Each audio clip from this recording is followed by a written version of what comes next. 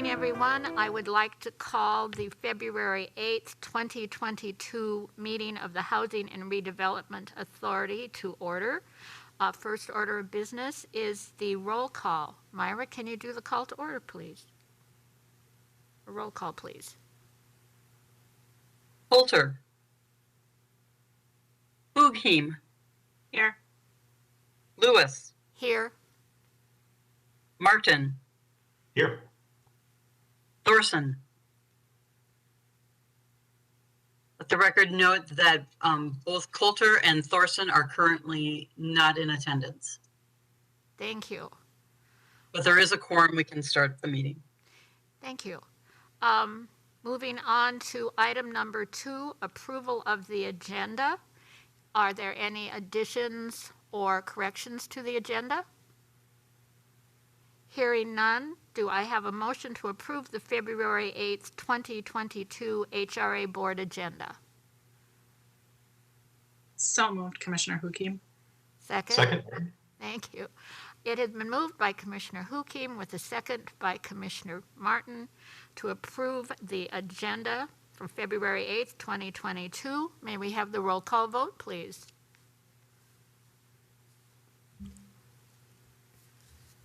Hukim. Aye. Sorry. Oh, you're okay. Coulter. Lewis. Coulter. Aye.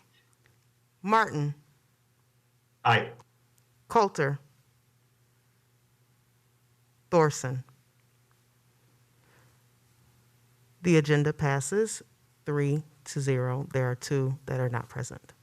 Thank you. Moving on to item number 3, approval of minutes. We have 2 minutes to approve this evening. The first, item 3.1, are the October 28th, 2021 HRA Board Planning Commission concurrent meeting synopsis. Are there any additions or corrections?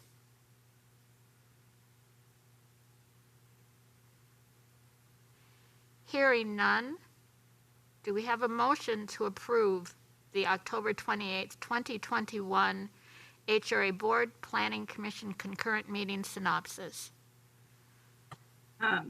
Commissioner Hukim makes that motion, but I'm curious since there's only 2 of us that are actually in attendance to that meeting. Right, Commissioner Martin did not attend that meeting.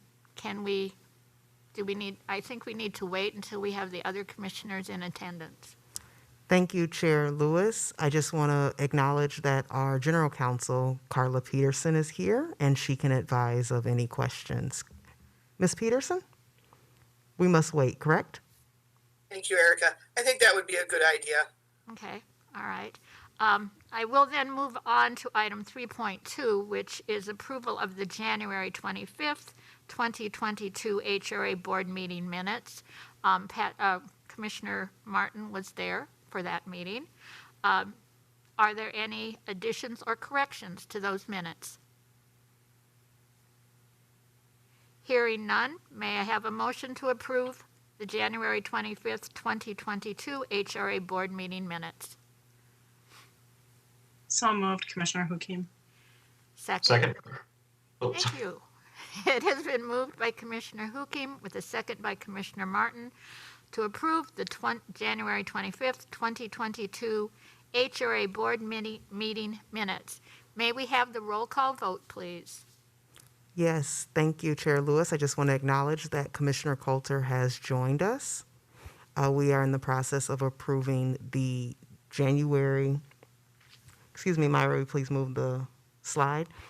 Item 3.2, the January 25th HRA board meeting minutes, and it has been moved by Commissioner Hukim and seconded by Commissioner Martin. And now I will take the roll call for approval. Coulter. Aye. Hukim. Aye. Lewis. Aye. Martin. Aye. Let the record show it did pass. The Commissioner Thorson is not present at this time, so it did pass 4-0. Thank you. All right. I will move on to the next item. We'll wait for Commissioner Thorson to join us to do the other minute or approval of the other minutes. Item number 4, organizational business. There's no organizational business for this evening. Is that correct? Yes, Chair Lewis, that is correct. Thank you. Moving on to new business, item 5.1, sub-grant agreement at 98th Street Station. May we have the staff report, please? Thank you, Chair Lewis. Erica Coleman, HRA Administrator. I do want to acknowledge that Barb Wolf and Kirk Roberts are present if there are any additional questions after I provide the following report. This is a motion to adopt the resolution approving sub-grant agreement between City of Bloomington and the Housing and Redevelopment Authority in and for the City of Bloomington and supporting selection of consultant by the City of Bloomington.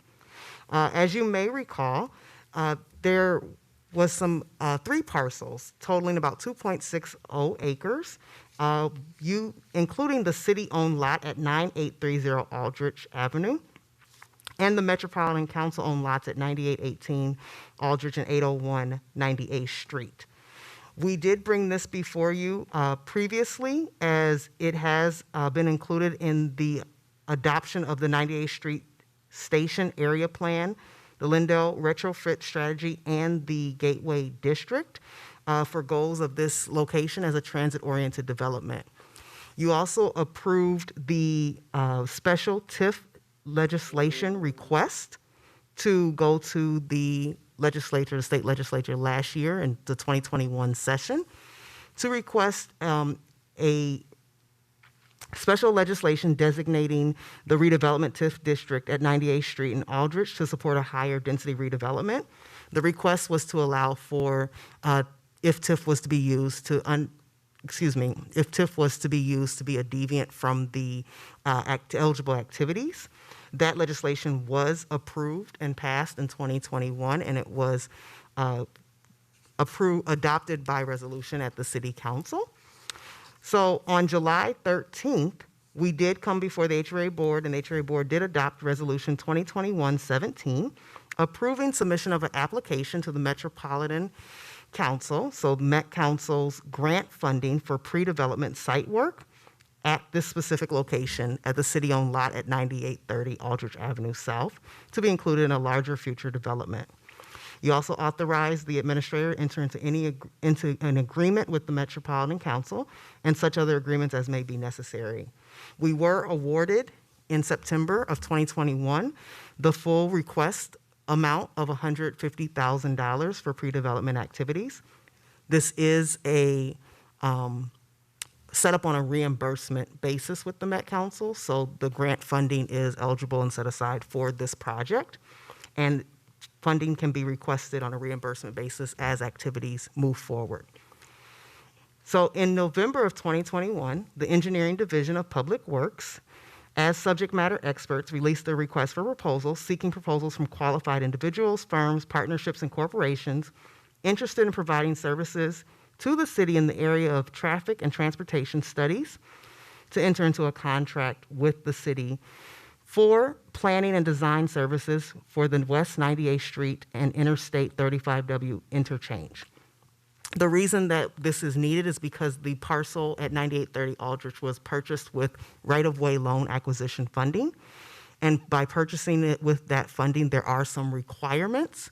And one of the requirements was what can an interchange study show and what that parcel can be used for? Is it necessary for the interchange, Interstate 35, to have a different interchange, the ramp, the on-ramp and off-ramp, and what should be there, and is it necessary?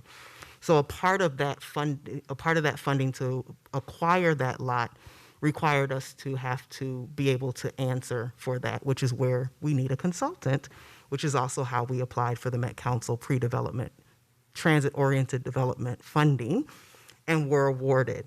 And so we are at the process now of the RFP has been released. The proposals have come back. A panel was put together of internal staff, but also there was consideration from other subject matter experts to review the proposals and to make a recommendation for which proposal should move forward and contract with the city to achieve this study. Because the RFP was released by the city, it is a contract through the city. However, the HRA is also very involved.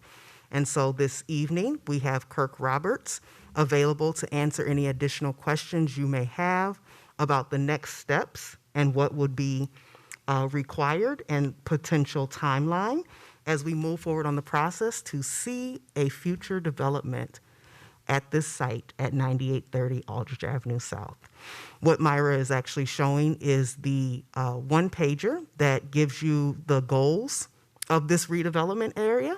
This is also the one-pager that was shared with the state legislature when we were requesting the legislative request. And I or Kirk can stand for any questions. All right. Thank you, Commissioner or Administrator Coleman. Are there any questions for Commissioner or Administrator Coleman? Or is Mr. Wolf? It's Roberts. Roberts, or Mr. Roberts. Hearing that there are no questions, do I hear a motion to adopt the resolution approving sub-grant agreement between City of Bloomington and Housing Redevelopment Authority in and for the City of Bloomington and supporting selection of consultant by City of Bloomington? So moved, Commissioner Thorson. Thank you. Is there a second? Second, Commissioner Hukim. Thank you. It has been moved by Commissioner Thorson with a second by Commissioner Hukim to adopt the resolution approving sub-grant agreement between City of Bloomington and Housing and Redevelopment Authority in and for the City of Bloomington and supporting selection of consultant by City of Bloomington. Is there any discussion? Hearing no discussion, I will now have the roll call vote taken. Coulter, Aye. Hukim, Aye. Lewis, Aye. Martin, Aye. Thorson. Aye. Motion passed 5-0. Thank you. Now moving on to item number 6, discussion items. Item 6.1, Port Authority South Loop Development and Expo 2027. May we have the staff report, please? This is an informational item. Thank you, Chair Lewis. This is an informational item. We are joined by Shane Redlang, our Port Authority Administrator, who will provide this information.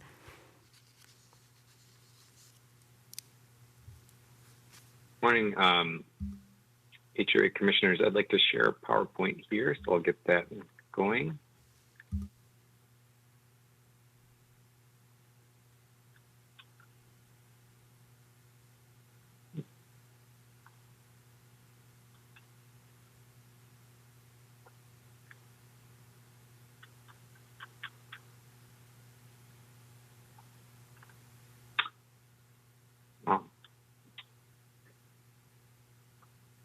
Mr. Chair and Commissioners. So tonight, just giving the HRA Commissioners and guests a presentation about what the Port Authority in Bloomington is all about and what we do. It's a bit different than the HRA, but there are a lot of overlaps. The Venn diagram was drawn between the HRA and the Port Authority.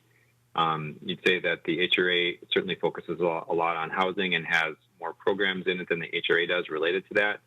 And then there's like a middle section of the Venn diagram between the Port Authority and the HRA where the HRA can do projects, both housing and commercial, and the Port Authority can do projects, both housing and commercial. And then off into the Port Authority circle, you'd see a lot more work on commercial projects and other initiatives, many of which I'll go through tonight. I've got a lot of slides. I talk sort of fast, so please slow me down as necessary. Otherwise, I'm happy to take questions either during the presentation or at the end, whatever is the desire of the HRA board. So with that, just a little bit of history on the Bloomington Port Authority. And I think you can just see the big slide. Is that correct? Is that what you're seeing there? Yes, that's correct. Thank you, Shane. Great. Just double checking that. Sometimes the monitors are not set up correctly. Okay. So the Port Authority was created in 1981. for the redevelopment of the Met Center and Met Stadium sites. And so this is where football and basketball, baseball, and hockey used to be played before those things moved to Minneapolis and St. Paul. And so you can still see home plate in Mall of America as you walk around the park if you're paying attention to the floor. And you can still see in the back of one of the walls the red chair where Harmon Killebrew had the longest home run ever in that stadium that's still attached to one of the walls. A little bit of history that they did preserve in the Mall of America project. But basically the Port Authority is a Port Authority because the folks that were drafting the statutes that were needed in order to do the redevelopment of these sites didn't want to create a whole new economic development entity for Bloomington because they already had Port Authority statute in place, particularly in St. Paul that had broad powers. They just gave Bloomington a Port Authority because Bloomington's on a navigable water, but the Port Authority has literally zero to do with any typical port business. There's no shipping and receiving area. Some people ask if the airport is part of the Port Authority, and the answer is no. The airport is its own separate legal entity from this. But the Port Authority can operate anywhere in the city of Bloomington. It has its own board, 7 members, 2 of which are from the council, one's the mayor. It can have more than 1 council person on the board. For a while, we did have the mayor and two city council people on the Port Authority board. Currently, it's just Councilmember Carter and Mayor Busty, as well as 5 others that are appointed by the mayor and consented to by the city council. Let's see. We have financing tools similar to the HRA, tax increment financing, and we have 3 active districts. The first one is Bloomington Central Station, which I'll talk about in a second. It's a 50-acre mixed-use area of South Loop. And the Mall of America 2 districts, one for the Met Stadium and one for the Met Center site. Those were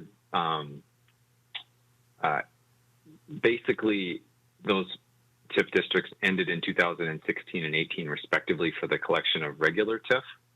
But via some 2013 legislation that the city worked on with Mall of America and others, and our legislative delegation, the collection of a certain amount of the mall's property taxes is funneled back into the Port Authority and treated as TIF. But the Mall of America property taxes that is going to the county, the schools, and the city now flows in the regular way, and of course way above the baseline set back in the 80s. We do have levy authority, but the Port Authority has never used that levy. If we did, it would be the exact same amount. It's the exact same fraction that's used by the HRA. But again, the Port has never clicked that on, although lately there's been some discussion of that to fund some types of activities in the Port Authority's purview that can't be funded with either TIF or any of the other funding vectors. Of course, we can issue bonds backed by TIF or its levy. And then there is another funding source that's actually a city funding source called the South Loop Development Fund that was created back in the 80s and 90s to back some of the debt that was that financed the public infrastructure at the mall. And so a portion of the lodging tax that's collected in the city flows into this fund, and there's an off-sale, an on-sale liquor tax that's collected in the city flows into this fund. And that money has been traditionally managed by whoever's managing the Port Authority. Currently, that's me, even though it's a city fund because of its ties to South Loop. And the Port Authority's focus on South Loop, again, the Port Authority can operate anywhere in the city, but focuses on the South Loop area. That isn't a Port Authority fund, but it's traditionally kind of in the Port Authority's toolbox, if you will. And so back in 2013, almost 9 years ago, the Council and Planning Commission and Port Authority approved a district plan to develop South Loop. South Loop has about 2/3 of the city's development potential. And at that time, it was, not a lot was happening in South Loop. And so we went through a planning process, created a vision. That vision is going to be updated in the next 18 months here to modernize it, basically. There's been a lot that's happened, both in planning circles and other areas, and the plan just needs to be updated. So that work is going to happen here in the future. Out of the South Loop Development Fund is also funded the majority of the creative placemaking work that's focused on the South Loop area, and that's got its own board and engagement, and we have a director And that work's been very popular. And I think the city council would love that work to happen in other areas of the city, but can't yet just because there isn't funds to do so. But I know the council has expressed interest in broadening that work. The most visible pieces of the work that have happened lately are a big mural that is on the Excel substation just along 30th Avenue in South Loop, and the large goldfinch that's at the top, a new sign that was just erected here a couple of months ago in the South Loop district, right at the corner of Old Shakopee and Killebrew Drive. And if you haven't driven past that, it's pretty obvious and apparent, and I think it's quite cool actually. But I think you can't miss it. And there's lots of little things too that they do: art boxes, performances, benches, and various other things. It's a really active and engaged commission that is, I think, doing a lot of good and helping give that part of our city, kind of a soul. Development totals. So in the non-shaded portion, there's about $1.1 billion of projects that have happened in South Loop, most of which there's been some involvement by the Port Authority and or the city to get them to happen. A few of them have happened organically, but that has not been the norm in South Loop. South Loop sat pretty stagnant for many decades after the mall was built and even before the mall. So development really wasn't a thing in South Loop. I'm happy to report that that is not the case today. While we are still in the process of subsidizing certain developments in South Loop in order to make them happen, there's a lot of development activity in the district, which is a welcome change. And it really shows that the commitment to the district and, renewing the city in this area is really paying dividends. So we're literally working on, and I say literally, almost every open parcel in the district today has something happening on it. There's some conversation or development that's either been through entitlements or otherwise, and residential is a big piece of that, including a focus on affordable housing. We do everything with the council's strategic goals in mind. The Port Authority, just like the HRA, is a separate political subdivision, but obviously wants to do things in concert with the city, and hence the crossover with the mayor and council person that sits on the board to provide that connection. Hotels are big in South Loop. As you well know, Bloomington citywide has about 9,700 and change hotel rooms. Why this is important is because a big chunk of the hotel tax, of the largest portion, 3/7 of the 7%, flows into the city's general fund and offsets property taxes. It became very apparent during the pandemic how important that revenue was as we scrambled to find ways to fill that hole left by the lack of people getting hotel rooms, especially early on in the pandemic. We're at about 65% of our baseline 2019 year right now for hotel revenue in the city. That's pretty good. Obviously, nobody can predict the future, but we're trying to do just that in a small subgroup that the Port Authority leads to help figure out where the hotel revenue is going to go. And we mostly managed the crisis due to COVID on the budget side pretty well, but keeping that hotel base strong. Hospitality is a huge industry in Bloomington, not only for the workers and the services it provides, but also because it's in the city's selfish best interest to keep the hospitality industry humming along to provide that subsidy for all of us that live in the city. Our property taxes are lower than many of our neighbors, in part due to this. I'm not saying that the city doesn't do things efficiently or anything like that, because I do believe that they do. But it's certainly helped out by the lodging and admissions revenue that flows directly to the general fund.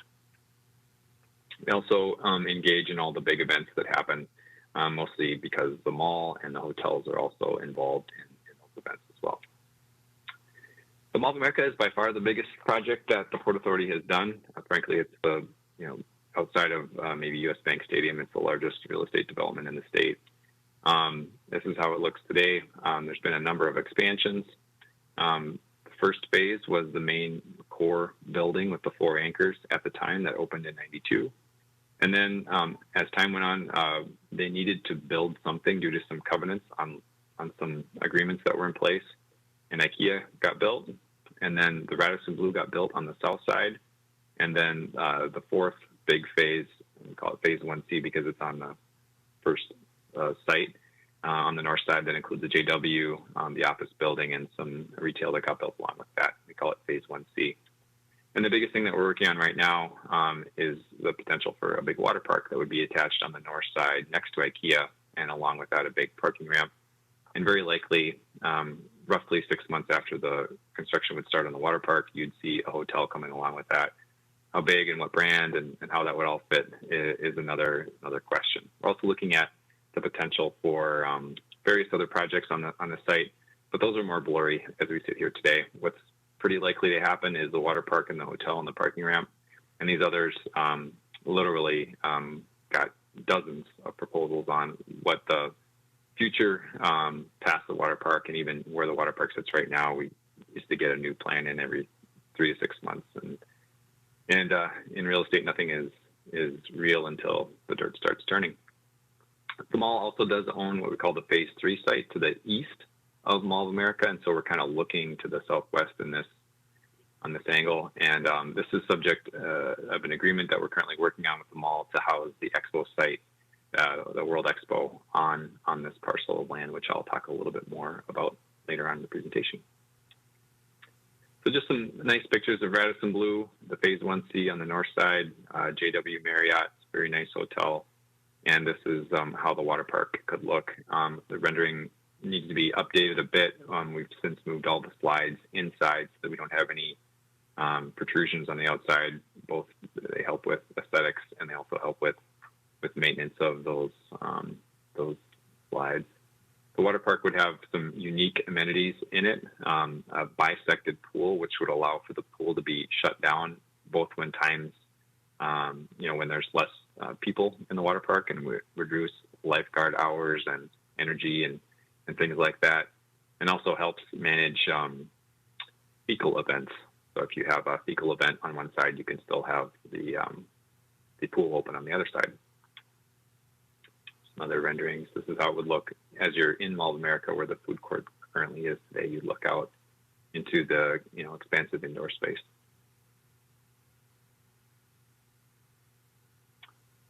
And just some more cutaways of how it would look. This is Lindell Lane looking to the east. It would have the largest pool hall of any water park in North America. It would be a bit bigger than the project that is out in New Jersey, right next to Manhattan. These other measurements of the park footprint and the wave pool move around a little bit, but the pool hall is really what matters when you're talking about bragging rights for the biggest water park. The other benefit that this water park has that we connect to Mall of America is it has a much longer beach. As you visit these venues, that's what you really want, is to be able to sit along the beach. These other water parks have very limited and more narrow beach areas. So we're pretty excited about that one. Moving on to Bloomington Central Station, again, 50-acre transit-oriented mixed-use development. Used to be the headquarters of Control Data, which is now occupied by Health Partners on a couple of long-term leases. This was a master plan as it continues to evolve. It did have 2.5 million square feet of office in the original plan, 1 million square feet of residential, and only 1,100 units back in the original plan. That's since changed, and a lot of parking spaces to accommodate all of that. There's a hotel that we weren't really involved in the financing. We did provide kind of a short-term loan to help that project along, but we didn't subsidize that one. The big kind of keystone landmark development that we did do along in BCS to really get things going was to build the Indigo project. And so prior to Indigo opening, we had been meeting with myriad developers to try to find somebody to, jump on the bandwagon that was happening with all the apartment development that was being seen in other cities in the metro. And we finally found that after literally a couple of years doing that with Lennar Multifamily and McGuff, the master developer out there, and subsidized Indigo with a pretty modest level of affordability. But our main goal in that project was to prove that people would live in Southloop beyond the condo buildings and a few other relatively small developments, especially on that side of the district. And Indigo has been a real success because of its own success, but also because of other projects that have happened. We've got a lot of interest in projects to the east of this.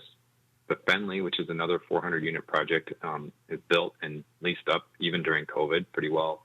And we're actively working on another project, another 400 unit project to the west side of this Bloomington Central Station Park. And that doesn't have a name yet, but the key thing there is that it would have a grocery store. And so Fenley's open, and this fourth phase west of the park would have a grocery store, which we've known forever is a key piece to providing the amenities that people want in the district. And that is very likely to happen. We're in the midst of negotiating agreements on that project even as recent as just an hour ago. And one of the other things that the Port Authority has been very interested in is kind of a personal passion of mine is from a sustainability standpoint to make sure that we don't build all of this parking, because that's what the Port Authority does a lot of, is subsidize these projects through the construction of parking. And we want to do that in the most sustainable way, because a lot of energy and carbon and effort and money goes into building parking. So how do you do that, knowing that at some point in the future, driverless cars and other transit options are going to reduce parking demand? Now, when exactly driverless cars will become a common thing, and how transit will affect things, we don't know sitting here today. Is it 2 years? Is it 10 years? Is it 20 years? We just don't know. But we know that it's going to happen in the design life of a parking ramp or a building. And to that end, we want to spend our money as wisely as possible. So on each project, we take a look at how our investment could be tweaked in the future. And so on some of these apartment projects, we've taken a look at the possibility in making sure that the ramps are constructed so that those layers can be easily peeled off, and other things like more apartments could be built in their place. And that was done on the Fenley project, for example. And on the water park parking ramp project, that one will be built with flat floors and roof and ceiling heights that can accommodate a conversion later, so that we don't end up, again, just having a parking structure out there that's a white elephant and we tear it down in 20 years because we don't have the demand or something like that. Doesn't mean that it has to be converted. It just means we're going to spend a little time and a little money making sure that it could be converted in the future, because we don't want this to be the adaptive reuse of parking structures, as fun as it might be. And again, over by BCS, there's a number of projects that some of them were involved in financially, and others we aren't. But there's a lot of interest in residential around where we started this whole thing with Indigo and the Reflections Project. And many of them have an affordability component that goes along with it. And then Blooming Meadows, I include this slide because this is a HRA project, which I'm sure this commission knows a lot about, so I'm not going to dwell on it. But that happens in South Loop. So again, it's another example of, different city agencies, different components of the city. If you call the HRA and the Port Authority, that kind of working in the same area, that Venn diagram overlaps in that area. And then commercial projects. So we're working on a number of developments on what we call Alpha A and B, which are just east of the mall. And then the interstate parcel, which the Port Authority bought in collaboration with a lawsuit, actually, that the MAC was involved in, along with the former user of this pink box, which was Interstate Company, which does diesel repair. We ended up with the site intentionally and developed it to now what has 3 hotels, the parking ramp, and then some retail along with it. The intent originally was to put our grocery store / market where the Element Hotel is, but the market for the market just didn't exist at that time. So we decided to move forward with another hotel project there and do the grocery in a different spot. And that grocery now is going to go over on the BCS project, which is probably a better spot for it anyway.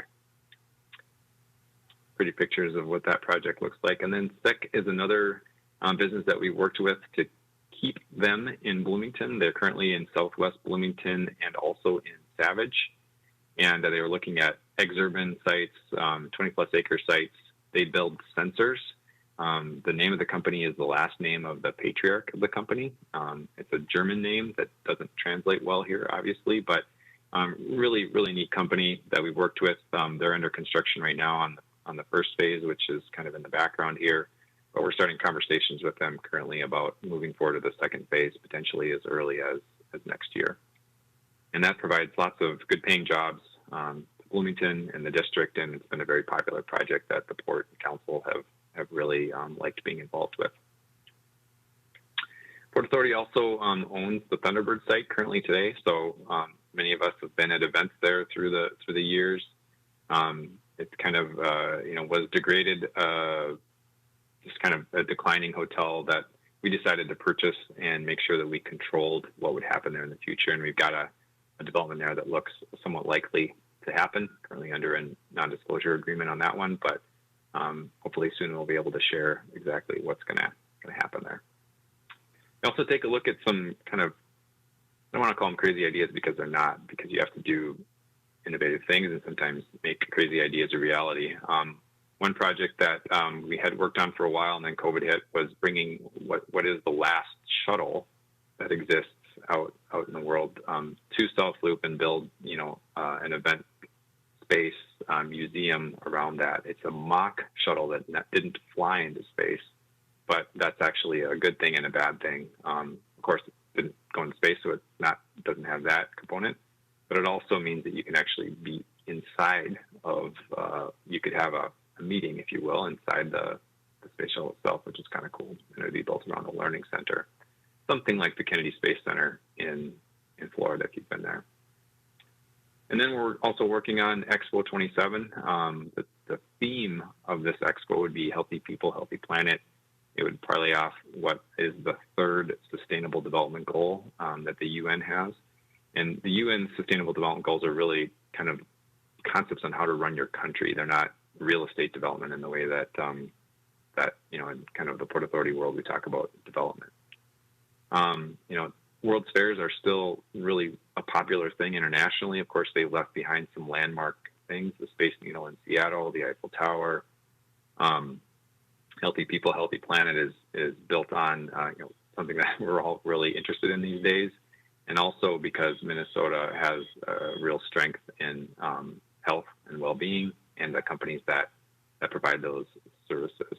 And so what is the World's Fair? Most people haven't visited one because there hasn't been one in the U.S. in 40 years. And so it's kind of a TED Talk meets a Davos conference, meets a trade show, meets kind of Epcot version of Disney World, and a little bit of the State Fair mixed in. And so they're really neat events, and the council and Port Authority have been interested in moving that project forward, and we'll see what happens. There's a lot of competition for other countries/cities across the planet for this time slot of Expo 2027. There's a big fair that happened in Milan in 2015. This was 271 acres and 70 buildings were constructed for it. There's a huge expo that's happening in Dubai currently, as we sit here today. This is what the Milan Expo looked like, big, long street. And again, the Dubai Expo is happening right now, but these are the locations of the other expos that have happened recently. And the way we look at it on Bloomington is, yes, the event is a really important thing to happen and give South Loop more soul than it has today. Give our city a soul would be great recognition. But I mean, just directly, it would throw off a certain amount of general fund revenues through the liquor, lodging, admissions, food and beverage taxes, et cetera. And really the way that the Port Authority looks at it is this a way to develop a big chunk of the South Loop district in one fell swoop and leave behind buildings that are permanent. This is what the buildings looked like in Kazakhstan. They had, these pavilion spaces inside of a U-shaped structure, and then the buildings are then be converted into, call them labs or office buildings in the legacy after condition. And that's the vision for what we would do with the expo site in Bloomington. Then also, again, with our focus on South Loop, we're involved in the Riverview Corridor line, which would convert bus route 54 into a streetcar. And that project is in design and development right now, but certainly not a sure thing. And I know I've moved through that pretty quickly and said a lot. Hopefully people are still there. And if you have questions, I'd be happy to answer them. Thank you, Mr. Redling. That was very interesting, and it was exciting to see all the things that the Port Authority is working on. Are there any questions for Mr. Redling? Well, hearing none. Oh, Commissioner Hukim. Thank you, Chair. Just a quick question, just because I haven't been keeping up on with the expo. Do you know approximately when that determination is expected or anything like that? Sure. Thank you, Mr. Chair and Commissioner Hukim.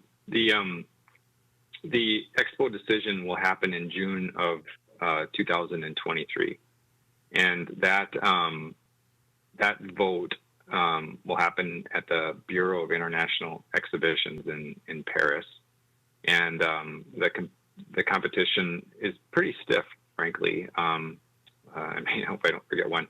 Phuket, Thailand is one of the cities. Malaga, Spain is another one. Now I'm blanking on. I knew I was going to forget a couple of the other ones. I should have a slide on that. But the competition is pretty stiff.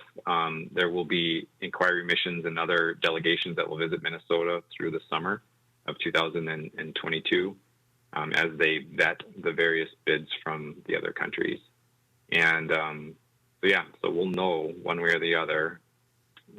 Sometimes these schedules can shift around and they've been delayed more than they've been pushed forward, but we believe that's going to happen in June of 2023.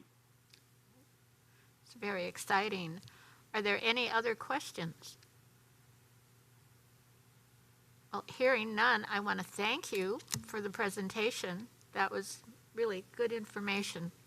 It was really great to get the big picture. So that was wonderful. Thank you.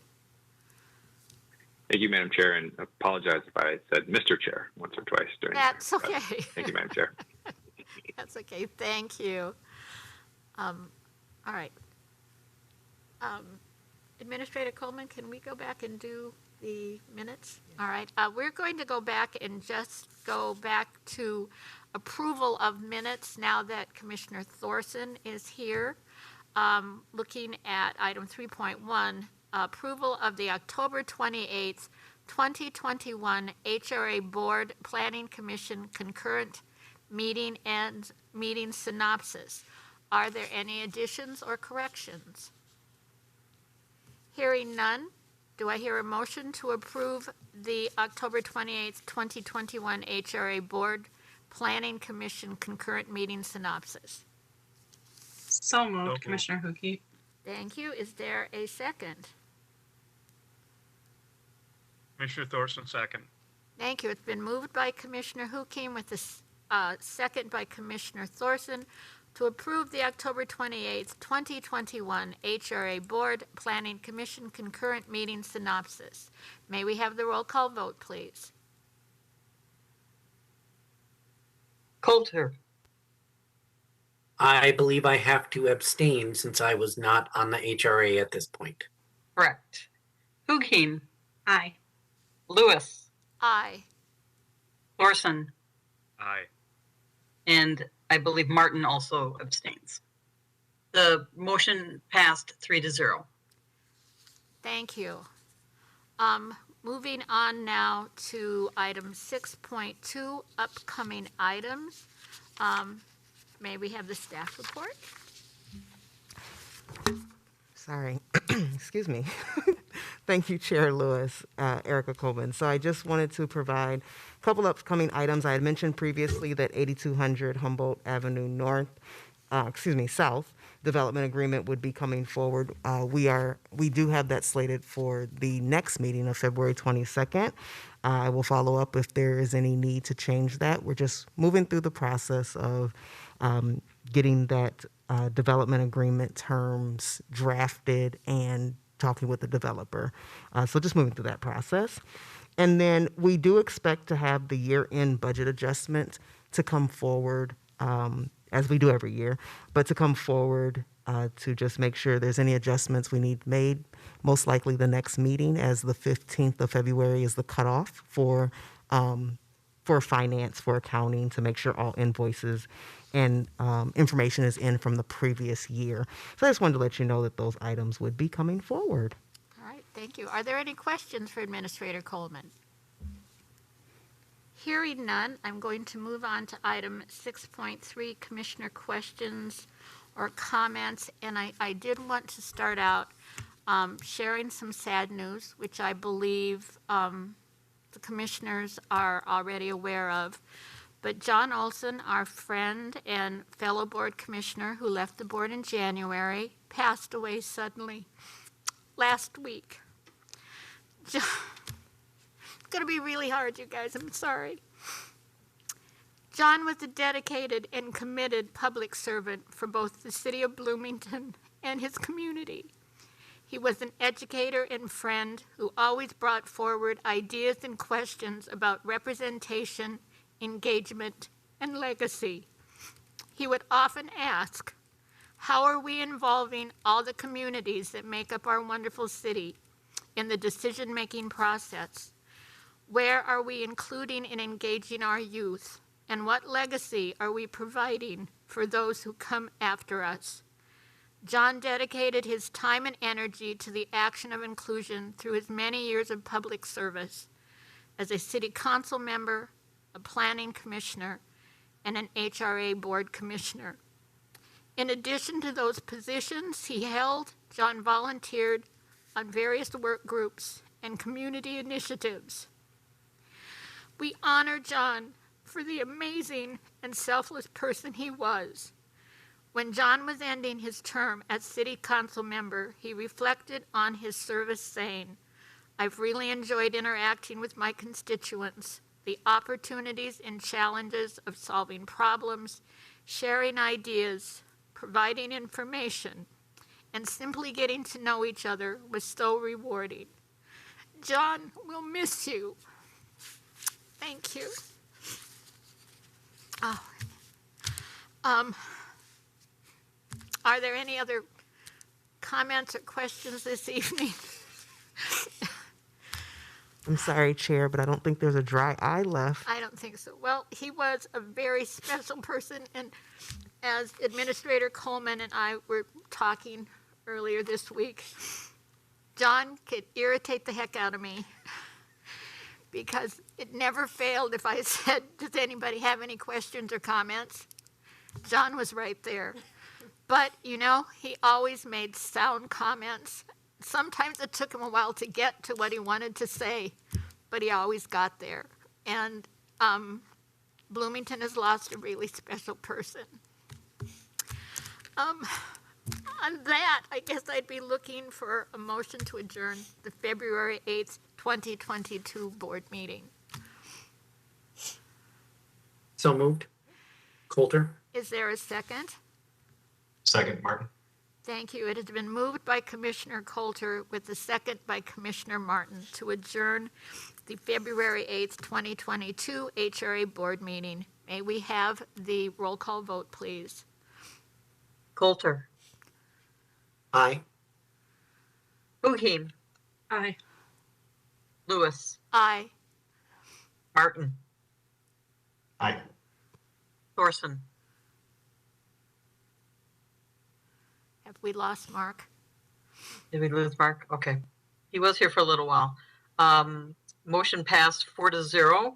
The meeting is adjourned at 6:48. Thank you, Myra. Thank you, everybody. Night, folks.